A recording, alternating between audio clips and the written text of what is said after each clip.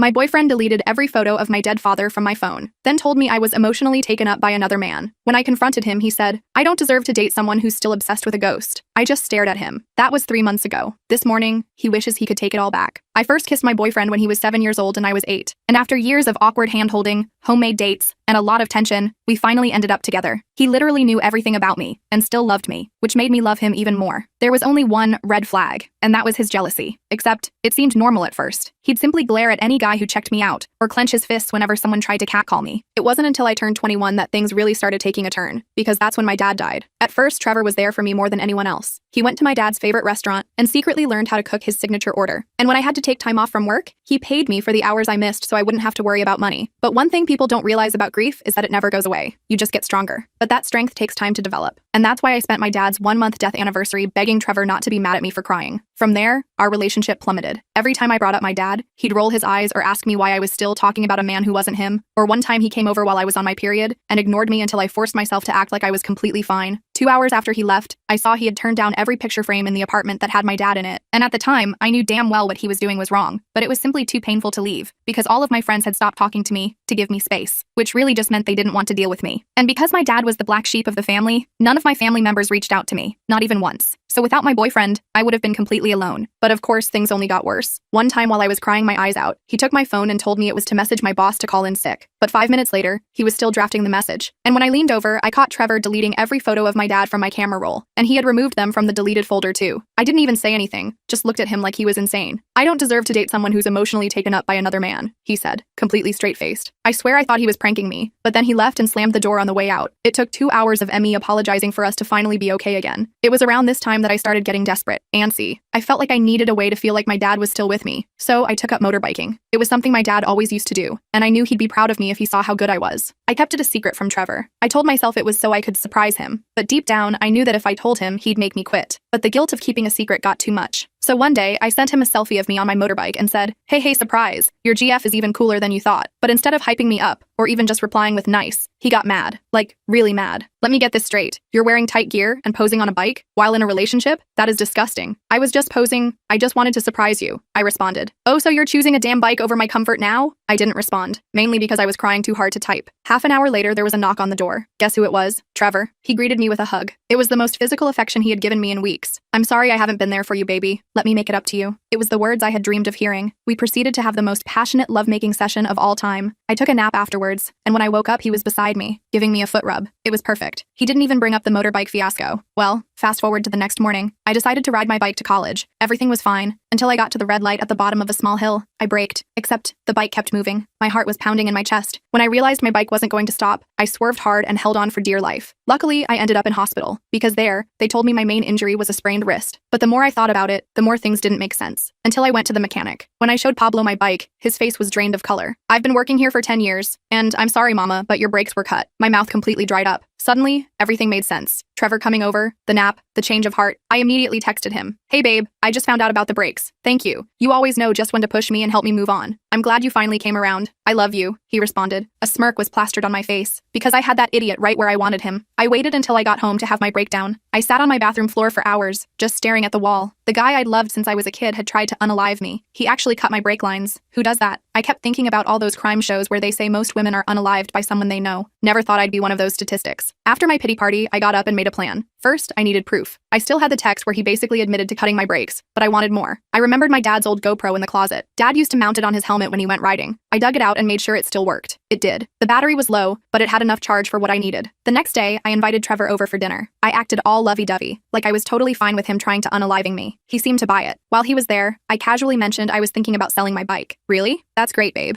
I think that's the right decision," he said, looking so relieved it made me sick. His shoulders visibly relaxed, and he even reached across the table to squeeze my hand. "Yeah, I just need to fix it first." "The mechanic said there might be some other issues besides the brakes," I said, watching his face carefully. His eye twitched, just slightly, but I caught it. "What did the mechanic say exactly?" he asked, trying to sound casual. "Oh, just that the brake line was damaged. He's going to check everything else too," I said with a shrug. Trevor nodded and changed the subject. After dinner, he left earlier than usual, saying he had an early class. I knew he was freaking out. The next morning, I set up the GoPro in my living room, hidden on a bookshelf. Then I called Trevor and asked him to come over, saying I was feeling really down about my dad again. He arrived looking annoyed, but trying to hide it. "What's going on?" he asked, not even hugging me hello. "I found some old videos of my dad on his bike. I thought maybe we could watch them together. It might help me process," I said, looking sad and vulnerable. His face darkened. "I thought we were moving past this. You said you were selling the bike." "I am, but I still miss my dad. Don't you understand?" I asked, letting my voice crack a little. "Your dad is gone, Melissa. He's been gone for months. When are you going to stop obsessing over him?" Trevor snapped. I flinched, partly for show and partly because it still hurt to hear him talk about my dad that way. "Why does it bother you so much that I miss my father?" I asked quietly. "Because you're my girlfriend. Your loyalty should be to me, not some dead guy who can't even appreciate it," he yelled, getting in my face. His breath was hot against my skin, and I could see a vein pulsing in his forehead. I backed up, genuinely scared now. "Trevor, you're scaring me." "Good. Maybe you'll finally listen. I'm sick of competing with a ghost." He grabbed my arm hard enough to leave marks. His fingers dug into my flesh, and I knew there would be bruises tomorrow. "You cut my brakes," I said, staring him right in the eyes. "You tried to unalive me because I was riding a motorcycle like my dad used to." He let go of my arm like it burned him. "What? Number, that's crazy. I have the text, Trevor. You admitted it," I said calmly. His face went through about 5 emotions in 3 seconds. "That's not what I meant. I was just glad you were moving on from the bike thing." "So you didn't cut my brakes?" I asked. "Of course not. What kind of person do you think I am?" he said, looking offended. I walked over to my phone and pulled up our text exchange. "Then what did you mean by this?" I showed him the screen. He read it and his face went pale. That's not, you're twisting my words, am I? Because Pablo at the shop said someone deliberately cut my brake line, and the only person who knew about my bike and had access to it was you," I said. "That mechanic is lying. He probably did it himself to charge you more money," Trevor shouted, his voice rising to a pitch I'd never heard before. I shook my head. "I don't believe you." "Fine. So what if I did? You were being stupid and reckless. You could have gotten yourself unalived anyway. I was trying to scare you into stopping," he yelled. There it was, the confession. I felt sick. "You could have unalived me," I whispered. "But I didn't. You're fine. Just a sprained wrist. And now you're going to sell the bike. So it all worked out," he said, like this was totally reasonable. I backed away from him. "I think you should leave. Melissa, come on. Don't be dramatic," he said, reaching for me. "Get out, now, or I'm calling the police," I said, holding up my phone. His face changed. The mask dropped completely. "You ungrateful little beach. After everything I've done for you. Fine. Have fun being alone." He stormed out, slamming the door so hard a picture fell off the wall. It was a photo of my dad and me at my elevated school graduation. I waited until I heard his car drive away before I collapsed onto the couch, shaking. I checked the GoPro. It had captured everything. His confession, the threats, grabbing my arm. I had him. But what now? I wasn't sure if what I had was enough for the police. And even if it was, did I want to go through all that? Press charges against the guy I'd known my whole life? The thought made me feel sick. I decided to sleep on it. The next morning, I woke up to 37 texts from Trevor. They started with anger, then moved to apologies, then to threats, then back to apologies. Classic Trevor roller coaster. I ignored them all. Instead, I called my dad's best friend, Uncle Mike. He wasn't really my uncle, but he'd been around my whole life. I hadn't talked to him since the funeral because it hurt too much, but I needed help. "Melissa, is everything okay?" he asked when he picked up. "No," I said, and then I told him everything. Uncle Mike listened to everything without interrupting. When I finished, he was quiet for a long moment. I could hear him breathing on the other end of the line. "I'm coming over," he finally said. "Don't go anywhere. Don't talk to Trevor." I agreed and hung up. While waiting for Uncle Mike, I backed up the GoPro footage to my laptop and a USB drive. I wasn't taking any chances. I also took photos of the bruises forming on my arm where Trevor had grabbed me. They were turning a nasty purple color already. Uncle Mike arrived about an hour later. He looked older than I remembered from the funeral. His beard had more gray in it, and the lines around his eyes were deeper. He gave me a long hug when I opened the door. "Your dad would be so mad right now," he said, shaking his head. "He never liked that kid." "I know," I said quietly. I should have listened to him. Uncle Mike sat down at my kitchen table while I made coffee. "So what's your plan?" he asked. I shrugged. "I don't know. I have the video and the texts. I could go to the police, but what? But it's Trevor. We've known each other since we were kids. His mom still sends me birthday cards," I said, feeling stupid even as the words came out of my mouth. Uncle Mike gave me a look that reminded me so much of my dad it hurt. "Melissa, he tried to unalive you. I don't care if you've known him since the womb. He's dangerous." Deep down, I knew he was right. But the thought of actually going through with pressing charges made my stomach turn. Trevor had been my whole world for so long. How do you just throw that away? "Let me think about it," I said. "For now, I just want to make sure he stays away from me." Uncle Mike didn't look happy, but he nodded. "Fair enough, but you're not staying here alone. Either you come stay with me and Sharon, or I'm camping out on your couch." I smiled for what felt like the first time in days. "I'll pack a bag." I ended up staying with Uncle Mike and his wife Sharon for a week. Their house was on the other side of town, far from my apartment and far from Trevor's place. It felt good to be somewhere safe, somewhere Trevor couldn't find me. Sharon was amazing. She didn't ask too many questions, just made sure I ate and slept and took care of myself. She even helped me find a therapist who specialized in damage and abusive relationships. I had my first appointment 3 days after moving in with them. Dr. Patel was a small woman with kind eyes and a no-nonsense attitude. "What you're experiencing is very common," she told me during our first session. "Leaving an abusive relationship is one of the hardest things a person can do, especially when there's a long history." "But I feel so stupid," I admitted. "The signs were all there. My dad saw it. Why didn't I?" "Because abusers are very good at what they do," she said simply. "They isolate you, make you dependent on them, and erode your self-confidence until you can't trust your own judgment anymore." That hit home hard. Trevor had done exactly that. After my dad died, he'd become my whole support system. Of course, I couldn't imagine leaving him. He'd made sure I had nowhere else to go. Meanwhile, Trevor was blowing up my phone. I had blocked his number, but he kept finding ways to contact me. New phone numbers, email addresses. He even sent me a message on LinkedIn, which I didn't even know I had. I showed Uncle Mike some of the messages. "I'm worried about you. Please just talk to me," read one. "I know I messed up, but I love you. We can fix this," said another. "If you don't respond, I'm going to call the police and report you missing," threatened a third. Uncle Mike's face got redder with each message. "This kid needs to be stopped," he muttered. I nodded, finally accepting what I needed to do. "I'm going to the police tomorrow." The next morning, Uncle Mike drove me to the police station. I brought my laptop with the GoPro footage, my phone with the text messages, and photos of the bruises on my arm. I was nervous as hell, but I knew it was the right thing to do. The officer who took my statement was named Officer Clark. She was probably in her 40s, with short blonde hair and a serious expression. She listened carefully as I told my story, taking notes and asking occasional questions. When I showed her the video, her expression darkened. "This is a clear confession," she said. "And the physical attack is on camera too. We have more than enough to apprehension him." I felt a weird mix of relief and dread. "What happens now?" "We'll bring him in for questioning. Based on what you've shown me, we'll likely charge him with attack and attempted unaliving. You should also consider getting a restraining order," she explained. I nodded, feeling numb. Officer Clark must have noticed because her expression softened slightly. "You're doing the right thing," she said. "Many people in your situation never find the courage to come forward." After filing the report, Uncle Mike took me back to his house. I felt drained, like I'd run a marathon. Sharon made me tea and a sandwich, but I could barely eat. All I could think about was Trevor being apprehended. What would he say? Would he deny everything? Would he hate me even more now? I got my answer a few hours later when Officer Clark called. "We brought Trevor Johnson in for questioning," she told me. "Based on the evidence and his responses, we've charged him with attack and attempted unaliving. He's being held without bail for now."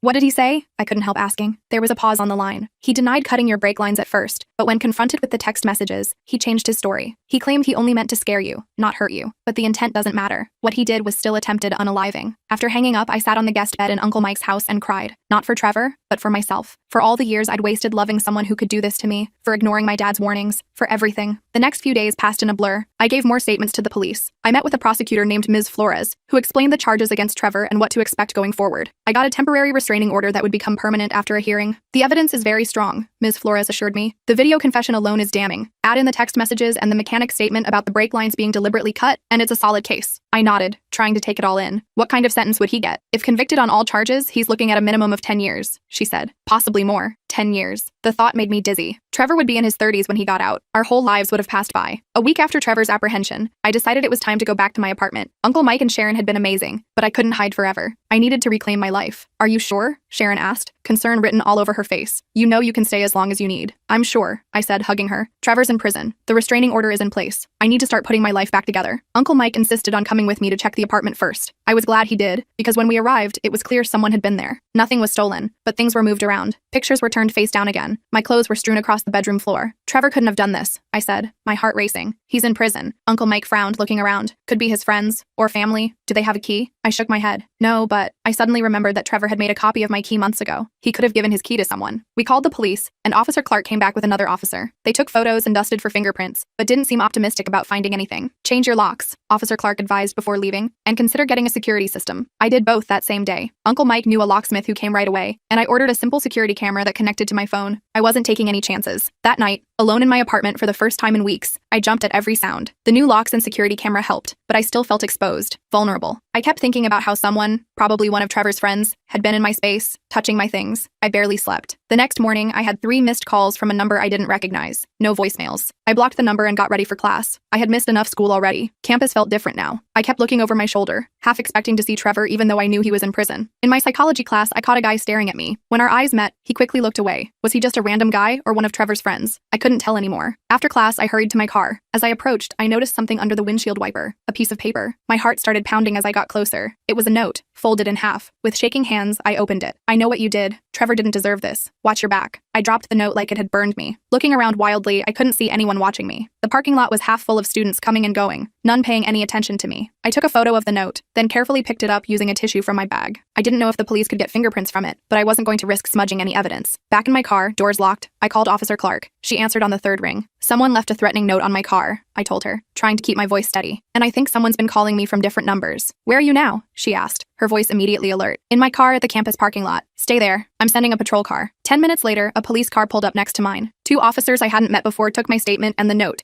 which I'd put in a Ziploc bag from my lunch. "We'll add this to the case file," one of them said. "In the meantime, be extra vigilant. Travel with friends when possible. Keep your phone charged and ready to call 911. Great advice, except I didn't really have friends anymore. Most had drifted away during my relationship with Trevor, and the few who remained had disappeared when my dad died and I became the sad girl. I called Uncle Mike again. I think Trevor's friends are harassing me, I told him. That's it, he said firmly. You're coming back to stay with us. Part of me wanted to argue, to insist I could handle this on my own, but the truth was, I was scared. Okay, I agreed. That afternoon, I packed another bag and headed back to Uncle Mike and Sharon's house. As I was leaving my apartment, I noticed a car parked across the street, a blue Honda. It looked like the one Trevor's best friend Elliot drove. When I stared at it, the car suddenly pulled away from the curb and drove off. At Uncle Mike's house, I told him about the car. I'm pretty sure it was Elliot's. He and Trevor have been friends since middle school. Uncle Mike's face darkened. I'm calling the police again. This is harassment. The police took another report, but said there wasn't much they could do without proof that Elliot was actually stalking me. The car driving away isn't enough, Officer Clark explained when she called me back, but we'll keep an eye out for it near your apartment. The next day, I got an email from Ms. Flores, the prosecutor. Trevor's attorney has reached out about a possible plea deal, she wrote. He would plead guilty to attack and reckless endangerment in exchange for dropping the attempted unaliving charge. This would mean a sentence of 3 to 5 years instead of 10 plus. Please call me to discuss. I stared at the email for a long time. Part of me wanted Trevor to get the maximum sentence possible. He had tried to unalive me. He deserved to be in prison for a decade. But another part of me just wanted this all to be over. A plea deal would mean no trial, no having to testify, no dragging this out for months or years. I called Ms. Flores and we talked it through. It's ultimately your decision, she said. The evidence is strong enough that we could go to trial and likely win. But trials are unpredictable, and they can be very hard on victims. What would you do? I asked her. She paused. Professionally, I can't advise you either way, but I will say that 3 to 5 years is still a significant sentence, and with a guilty plea, there's no chance of him being found not guilty at trial. I thought about it overnight. In the morning, I called her back. I'll agree to the plea deal, I said. I just want this to be over. I understand, she said. I'll let his attorney know. The relief I felt after making that decision was enormous. No trial, no testifying, no having to face Trevor in court and relive everything. He would go to prison, and I could start to move on, or so I thought. 2 days later, I was at Uncle Mike's house when my phone rang. It was Ms. Flores. Trevor's rejected the plea deal, she said without preamble. He's decided to take his chances at trial. My stomach dropped. What? Why? His attorney didn't say. But this means we're moving forward with all charges, including attempted unaliving. The trial date will be set at the next hearing. After hanging up, I sat on the guest bed, feeling numb. Why would Trevor reject the deal? It made no sense. The evidence against him was overwhelming. Was he just being stubborn? Or did he have some plan I couldn't see? That night, I had a nightmare about Trevor. In the dream, he was standing over my bed, watching me sleep. When I woke up, gasping for air, I could almost feel his presence in the room. It took me several minutes to convince myself I was alone and safe. The next morning, Sharon made pancakes for breakfast. She and Uncle Mike were trying so hard to make things normal, to give me a safe space. I appreciated it more than I could say. I was thinking, Sharon said as we ate, maybe you should consider transferring to another school. A fresh start somewhere Trevor and his friends can't find you. I'd thought about it too. But that would mean he wins, I said. He already took so much from me. I don't want to give up my education too. Sharon nodded. I understand. Just know it's an option if things get worse. After breakfast, I checked my email and found a message from an address I didn't recognize. The subject line was simply, watch. With a sense of dread, I opened it. It contained a video attachment. Against my better judgment, I clicked on it. It was footage of me, walking to class, getting in my car, entering Uncle Mike's house. Someone had been following me, filming me, for days. The last clip showed me through my apartment window, changing clothes. My blood ran cold. Whoever took this had been right outside my window, watching me in my most private moments. At the end of the video, text appeared on screen. Drop the charges or everyone sees this. And worse. I ran to the bathroom and threw up. When I came back, Uncle Mike was standing by my laptop, his face pale. What the hell is this? He demanded. Someone's been stalking me, I whispered. They want me to drop the charges against Trevor. Uncle Mike immediately called the police. Officer Clark came to the house herself this time, along with a tech specialist who took my laptop to analyze the email and video. This is serious, Officer Clark said. Stalking, voyeurism, blackmail. We're going to find who did this. It has to be one of Trevor's friends, I said. Probably Elliot. Officer Clark nodded. We'll bring him in for questioning. In the meantime, we need to move you somewhere safer. This address has been compromised. I looked at Uncle Mike and Sharon. I'm so sorry. I've put you both in danger too. Sharon came over and hugged me. This is not your fault. None of this is your fault. The police arranged for me to stay at a hotel under a different name. Uncle Mike insisted on paying for it, despite my protests. Your dad would haunt me forever if I let anything happen to you, he said, trying to lighten the mood. The hotel was nice enough, but I felt isolated. The police advised me not to go to class for a few days, not to post on social media, not to contact anyone who might tell Trevor's friends where I was. Basically, I was in hiding. On my second day at the hotel, Officer Clark called with an update. We questioned Elliot Barnes, she said. He denied everything, but we got a warrant for his phone and computer. The tech team is going through them now. Do you think he's the one who's been stalking me? I asked. It's too early to say for sure, but he's our prime suspect. He and Trevor are like brothers, according to everyone we've talked to. I remembered how Elliot had always been in Trevor's shadow. Whatever Trevor wanted, Elliot would make happen. If Trevor told him to follow me, to threaten me, to try to scare me into dropping the charges, Elliot would do it without question. Later that day, I got a call from Ms. Flores, The defense has requested a bail hearing, she told me. They're arguing that Trevor isn't a flight risk and should be released until trial. He can't get out, I said, panic rising in my throat. He tried to unalive me, and now someone's stalking me, threatening me. I know, she said soothingly. I'm going to fight this hard. The new stalking evidence actually helps us make the case that he's dangerous, even from prison. He's clearly orchestrating harassment against you. The bail hearing was scheduled for the following week. Ms. Flores assured me I wouldn't need to attend, but I wanted to. I needed to see Trevor, to remind myself that he was real, and not the monster my nightmares had built him into. Uncle Mike insisted on coming with me. The morning of the hearing, he picked me up from the hotel, and we drove to the courthouse together. I was nervous, my hands shaking as we went through security. The courtroom was smaller than I expected. Trevor was already there, sitting next to his attorney. He looked different, thinner, paler. When he saw me walk in, his eyes widened. For a split second, I saw something like hope on his face. Then his expression hardened into something cold and unreadable. I sat as far from him as possible, with Uncle Mike between us like a shield. The hearing began, with Trevor's attorney arguing that he had strong community ties,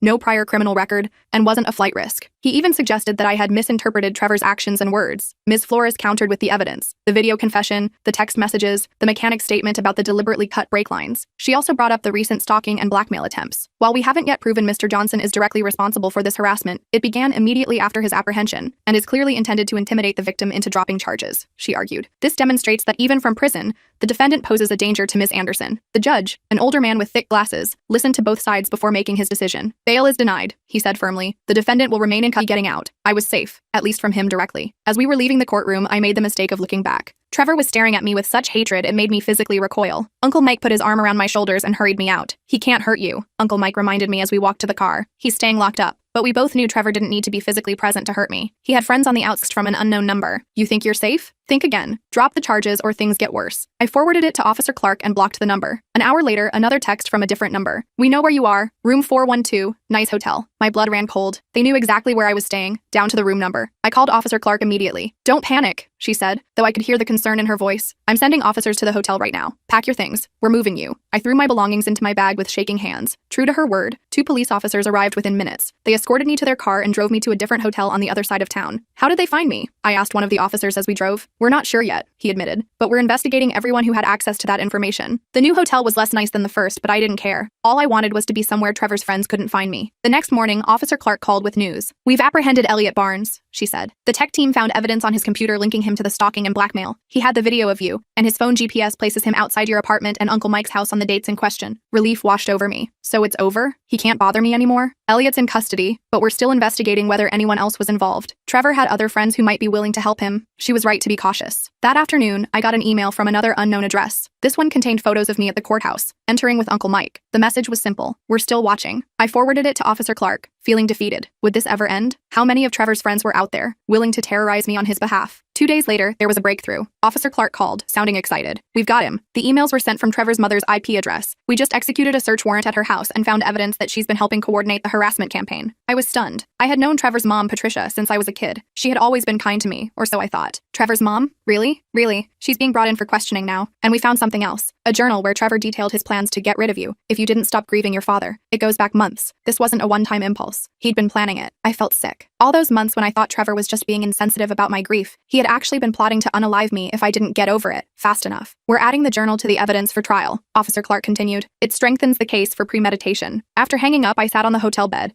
trying to process everything. Trevor had planned to unalive me. His mother had helped harass me afterward. How had I never seen this side of them? Had they always been this way? Or had something changed? The next few days were a whirlwind. Patricia Johnson was charged with stalking, harassment, and witness intimidation. Elliot was charged with similar offenses, plus voyeurism for the window video. Trevor remained in prison, now with even more evidence against him. Ms. Flores called to update me on the case. With the new evidence, especially Trevor's journal, his attorney has approached us about a plea deal again, she said. This time, he's willing to plead guilty to all charges, including attempted unaliving. The only negotiation is on sentencing. What are they offering? I asked. 15 years, with possibility of parole after 10, she said. Given the premeditation evidence, it's a reasonable offer. If we go to trial, he could get more, but trials are always unpredictable. I thought about it. 15 years. Trevor would be in his late 30s when he got out. I would have a whole life built by then. Career, maybe a family. The thought of accepting the plea deal and putting this all behind me was tempting. I'll take it, I decided. As long as his mom and Elliot also plead guilty. I'll make that a condition of the deal. Ms. Flores agreed. 2 weeks later, it was done. Trevor, Patricia, and Elliot all pleaded guilty to their respective respective charges. Trevor got 15 years. Patricia got 3 years for her role in the harassment. Elliot got 5 years for the stalking, blackmail, and voyeurism. I watched Trevor's plea hearing via video link from Ms. Flores' office. I didn't want to be in the same room as him, but I needed to see him admit what he'd done. When the judge asked if he wanted to make a statement, Trevor looked directly at the camera. "I'm sorry," he said flatly. "I never meant to hurt Melissa. I just wanted her to move on and be happy with me." It wasn't a real apology. He was still making it about him, still acting like his intentions somehow excused his actions. But I didn't need his remorse. I just needed him gone from my life. After the hearing, Ms. Flores turned off the video link and looked at me. "It's over," she said simply. "They can't hurt you anymore." I nodded, feeling a strange mix of emotions. Relief, certainly, but also sadness for the relationship I thought I had, for the Trevor I thought I knew, and fear, would I ever be able to trust anyone again? As if reading my mind, Ms. Flores added, "The restraining orders are permanent. When they eventually get out, they legally can't come near you or contact you." "Thank you," I said, "for everything." That evening, I moved back into my apartment. Uncle Mike had hired a security company to install a better system. Cameras, motion sensors, the works. It made me feel safer, knowing I could see if anyone approached my door. I sat on my couch, looking around at my space. It was mine again. No Trevor, no fear, just me and my memories of my dad, which I could now honor without anyone trying to erase them. I picked up a photo of my dad that had been face down for so long. In it, he was sitting on his motorcycle, grinning at the camera.